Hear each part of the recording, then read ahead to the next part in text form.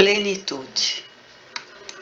Os fenômenos da vida podem ser comparados a um sonho, a um fantasma, a uma bolha, a uma sombra, a uma orvalhada cintilante ou a um raio luminoso, e como tal deveriam ser contemplados. Buda, o Sutra Imutável. 2. Análise dos sofrimentos.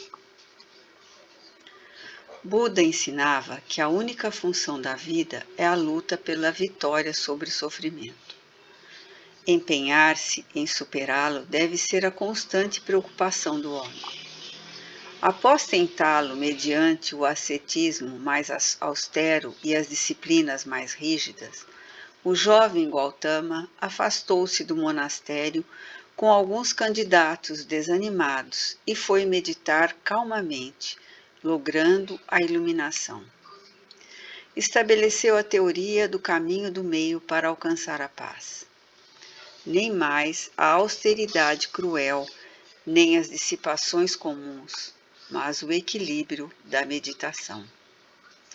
Voltou-se então para a libertação dos homens e estabeleceu as 4 nobres verdades: o sofrimento, suas origens, a cessação do sofrimento e os caminhos para a libertação do sofrimento.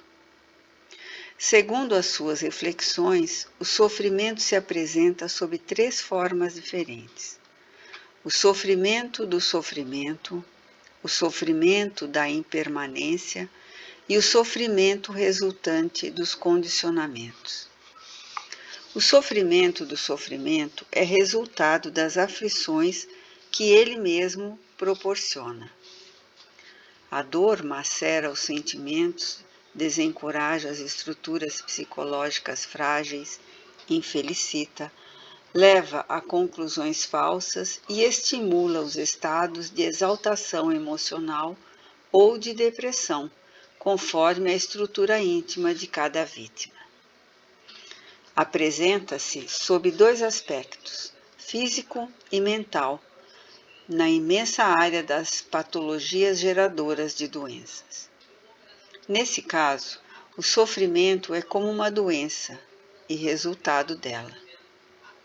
As doenças, porém, são inevitáveis na existência humana em razão da constituição molecular do corpo, dos fenômenos biológicos a que está sujeito nas suas incessantes transformações.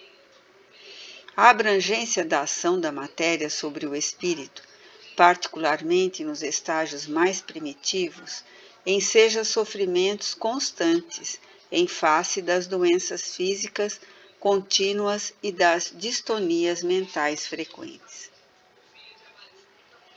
À semelhança do buril agindo sobre a pedra bruta e lapidando-a, as doenças são mecanismos buriladores para a alma, despertar as suas potencialidades e brilhar além do vaso orgânico que a encarcera.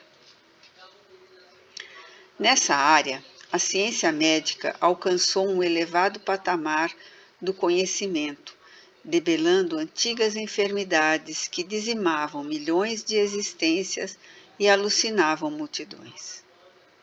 A lucidez do diagnóstico, a habilidade cirúrgica, a farmacopeia rica e as diversas terapias alternativas têm contribuído com um grande contingente de socorro para atender os enfermos. Embora os surtos periódicos de antigos males e o surgimento de outros que a imprevidência gera, essa conquista expressiva contribui para que tal sofrimento seja atenuado.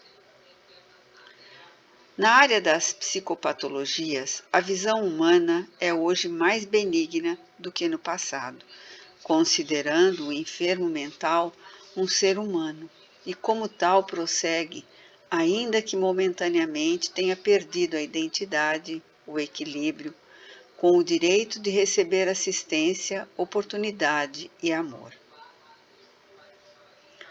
Multiplicaram-se, lamentavelmente, porém, os distúrbios existenciais, comportamentais na área psicológica, nascendo a chamada geração neurótica, perdida no mare magnum das vítimas do sexo em desalinho, das drogas alucinantes, da violência e agressividades urbanas do cinismo desafiador.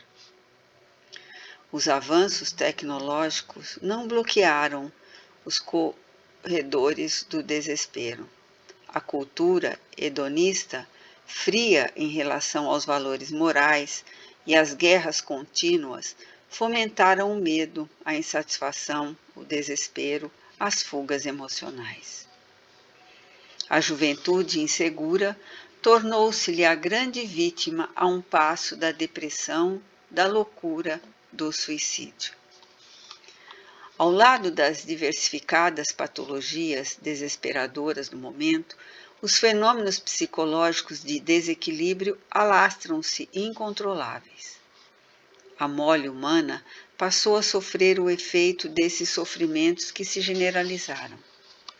A doença, todavia, é resultado do desequilíbrio energético do corpo em razão da fragilidade emocional do espírito que o aciona. O vírus, as bactérias e os demais micro-organismos devastadores não são os responsáveis pela presença da doença, porquanto eles se nutrem das células quando se instalam nas áreas em que a energia se debilita. Causam fraqueza física e mental, favorecendo o surgimento da doença, por falta de restauração da energia mantenedora da saúde. Os medicamentos matam os invasores, mas não restituem o equilíbrio como se deseja, se a fonte conservadora não irradia a força que sustenta o corpo. Momentaneamente, com a morte dos micróbios, a pessoa parece recuperada, ressurgindo, porém, a situação em outro quadro patológico mais tarde. A conduta moral e mental dos homens, quando cultiva as emoções da irritabilidade, do ódio, do ciúme, do rancor, das dissipações, impregna o organismo, o sistema nervoso, com vibrações deletérias que bloqueiam áreas por onde se espraia a energia saudável, abrindo campo para a instalação das enfermidades, graças à proliferação dos agentes viróticos degenerativos que ali se instalam. Quase sempre as terapias tradicionais removem os sintomas, sem alcançarem as causas profundas das enfermidades. A cura sempre provém da força da própria vida, quando canalizada corretamente. As tensões físicas, mentais e emocionais são igualmente responsáveis pelas doenças, sofrimento que gera sofrimento. O homem, desde as suas origens sociais, aprende a ter medo, a conservar mágoas, a desequilibrar-se por acontecimentos de só menos importância, desarticulando seu sistema energético. Passa de um aborrecimento para outro, cultivando vírus emocionais que facultam a instalação dos outros degenerativos, responsáveis pelo agravamento das suas doenças. Os condicionamentos, as ideias pessimistas, as crenças absurdas, as ações vexatórias são responsáveis pelas tensões que levam à desarmonia. Evitando essas cargas, o sistema energético imunológico liberará de doenças o indivíduo e a sua vida mudará, passando a melhorar o seu estado de saúde. As causas profundas das doenças, portanto, estão no indivíduo mesmo, que se deve autoexaminar, autoconhecer-se, a fim de liberar-se desse tipo de sofrimento. De imediato, ao prazer que gera sofrimento. O cotidiano demonstra que a busca insaciável do prazer constitui um tormento que aflige sem compensação. Quando se tem a oportunidade de fruí-lo, constata-se que o preço pago foi muito alto e a sensação conseguida não recebeu retribuição correspondente. Ademais, há aquisições que proporcionam prazer em um momento para logo se transformarem em dores acerbas. E o responsável por esse resultado é a ilusão. A maioria dos sofrimentos decorre da forma incorreta porque a vida é encarada. Na sua transitoriedade, os valores reais transcendem o aspecto e a motivação que geram prazer. Esse é o sofrimento da impermanência das coisas terrenas. Esfumam-se como palha ao fogo, atiçada pelo vento, logo se transformando em cinza flutuando no ar. Para conseguir desfrutar de determinado prazer, o indivíduo investe além das possibilidades, constatando depois quantas dificuldades tem a enfrentar para manter essa conquista. A luta para possuir um automóvel último modelo expõe-no a compromissos pesados para o futuro. A imaginação estimula-o com a ilusão da posse para averiguar, passado o prazer, que não tem condições para preservar o veículo adquirido, ou os móveis, ou a residência, enfim, tudo quanto é impermanente e brilha com atenção apenas por um dia. Medidas as possibilidades, sem sacrifícios, é factível constatar até onde pode aventurar-se, sem os riscos de sofrer dores e arrependimentos tardios.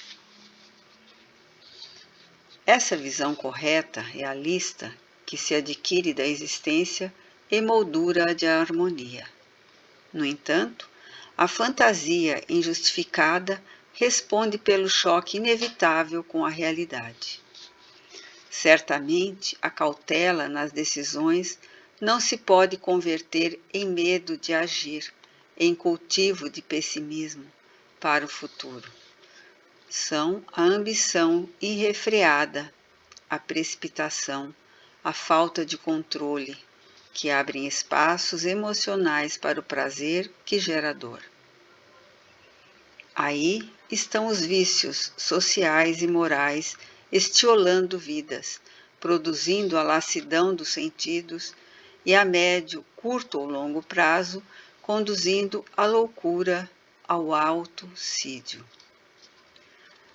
São alguns deles: o inocente cigarro de exibição no grupo social, como afirmação de personalidade, eliminação de tabu, respondendo por graves problemas respiratórios, cânceres, enfisemas pulmonares.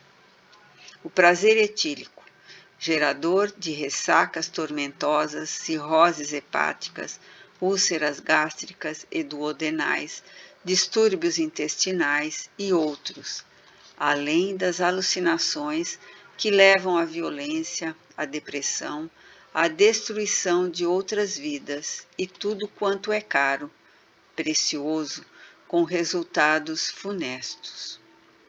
As drogas, que escravizam, iniciando-se as dependências nas primeiras tentativas, que parecem proporcionar prazer, estimulando a alegria, a coragem, a realização, vitórias fugidias sobre os fortes conflitos psicológicos, logo se convertendo em desgraças, às vezes irremediáveis. O engano de considerar-se invencível, superior, provando o desconhecimento da fragilidade e da impermanência do conjunto que o constitui, especialmente de seu corpo, faculta ao ser prazer mentiroso que o desperta sobre grande sofrimento. Ninguém escapa às conjunturas que constituem a vida. Programada de forma a educar e fortalecer seus aprendizes, não a podem burlar indefinidamente. Enfrentar as vicissitudes e superar os valores indicativos de prosperidade, de prazer injustificável, eis como poupar-se ao sofrimento. É certo que um número significativo de prazeres se apresenta, sem risco de converter-se em fator afligente. O sofrimento, portanto, quando se tem dele consciência, é facilmente evitável. O sofrimento resultante do condicionamento abarca a educação incorreta, a conveniência social pouco saudável, que propiciam agregados físicos e mentais contaminados. A escala de valores para muitos indivíduos apresenta-se invertida, tendo por base o imediato, o arriscado, o vulgar e o promíscuo, poder transitório, a força, como relevantes para a vida. Seus agregados, sob altas cargas de contaminação, produzem sofrimentos físicos e mentais duradouros. As festas ruidosas atraem a atenção, as companhias jovens e irresponsáveis despertam interesse. As conversações chulas produzem galhofa, que são satisfações de um momento, responsáveis por sofrimentos de largo porte. Ao mesmo tempo, a contaminação psíquica e física, derivada dos condicionamentos doentios dos grupos sociais e dos indivíduos, promove sofrimentos que poderiam ser evitados.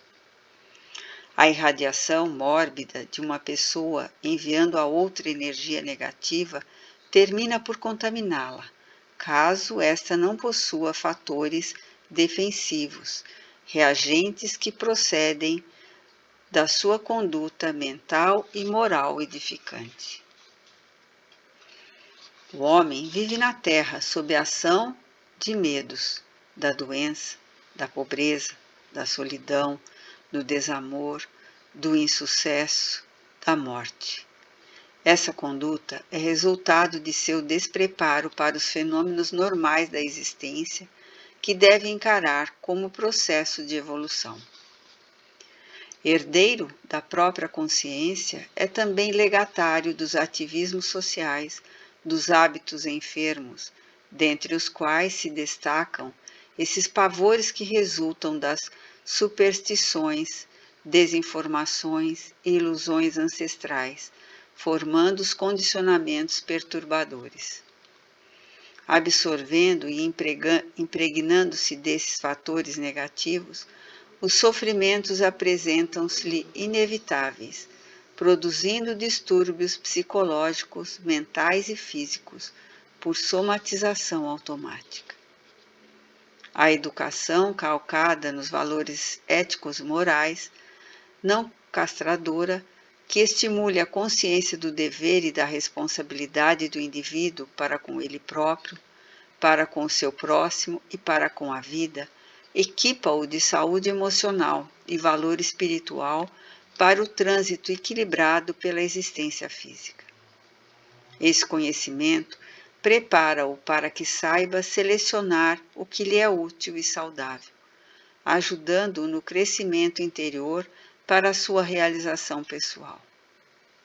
Enquanto esse discernimento não se transformar em força canalizadora para o seu bem, o indivíduo experimentará o sofrimento resultante do condicionamento, que lhe advém dos agregados físicos e mentais contaminados.